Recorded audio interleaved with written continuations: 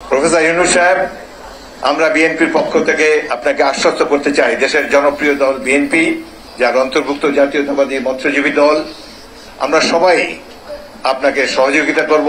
গণতন্ত্রকে প্রতিষ্ঠিত করতে হলে নির্বাচনের কোনো বিকল্প নাই। অবিলম্বে রোডম্যাপ ঘোষণা করুন, সেই নির্বাচন দিয়ে জনগণের প্রতিনিধিদেরকে রাষ্ট্রের দায়িত্বভার গ্রহণ করার সুযোগ করে দিন।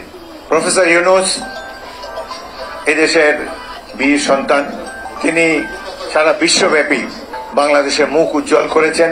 বাংলাদেশের আন্তর্জাতিক ফেস হলো প্রফেসর ইউনূস। তাকে পতিত সরকার অনেক হেনস্থা করেছে, সুতরাং তিনি একটি বিপ্লবী সরকারের নেতৃত্ব দিতে যাচ্ছেন। তার এই অভিজ্ঞতা অতীতে ছিল না, তিনি ছিলেন বেসিক্যালি শিক্ষক। এদের কেউ কেউ হাসিনা সরকারের পৃষ্ঠপোষকতায় ছিলেন, হাসিনা সরকারকে সমর্থনও দিয়েছেন। আমি ধন্যবাদ জানাতে চাই এই লড়াকু ছাত্র সমাজকে। বৈষম্য বিরোধী ছাত্র সমাজ, তারা ইতিহাস সৃষ্টি করেছে, বিশ্বের বুকে বিপ্লবের এক নতুন নিদর্শন সৃষ্টি করেছে।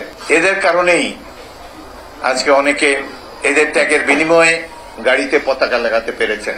আমি আহ্বান জানাবো, এই সরকার আরো ছাত্রদেরকে নেওয়া হোক। বুদ্ধিজীবীর আর বেশি দরকার নাই। আমাদের দেশে ভালো বুদ্ধিজীবী আছে, আরেক শ্রেণীর বুদ্ধিজীবী আছে, তারা সকল সংকটের সময় মুখ বন্ধ করে ঘরে বসে থাকেন, কিন্তু বিজয় অর্জনের পর ক্যামেরার সামনে সবার আগে এসে উপস্থিত হন। এরা দেশের কোন সংকটে এদেরকে পায় নাই। 1971 মুক্তিযুদ্ধে অল্প কয়েকজন ছিলেন।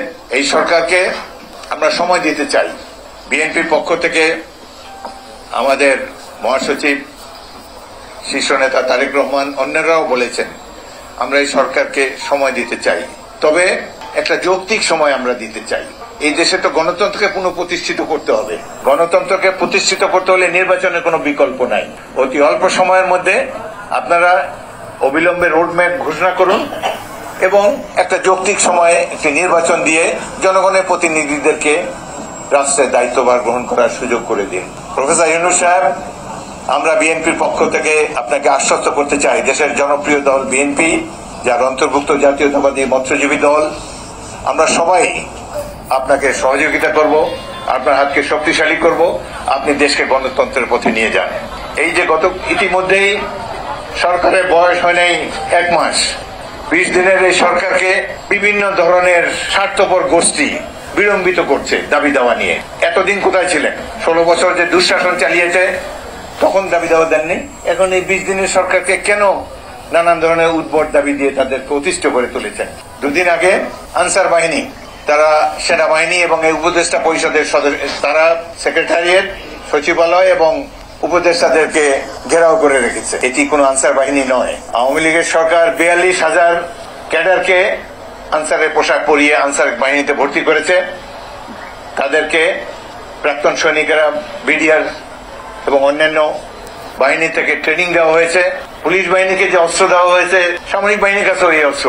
তারা মেশিন গান, বাংলাদেশের মানুষকে মারবে পুলিশ বাহিনী মেশিন গান দিয়ে। বাংলাদেশের জনগণ কি এরকমই অপরাধী?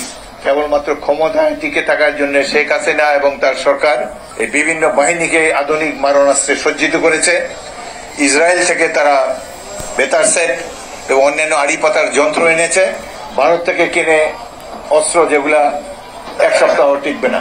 অর্ডিন্যান্সে সেনাবাহিনীর জন্য যেসব অস্ত্রশস্ত্র কেনা হয় নগদ ডলারে, এগুলো অধিকাংশই বাতিল মাল। আমাদের যদি অস্ত্র কিনতে হয় উন্নত দেশ, আমেরিকা থেকে কিনবো, রাশিয়া থেকে কিনবো।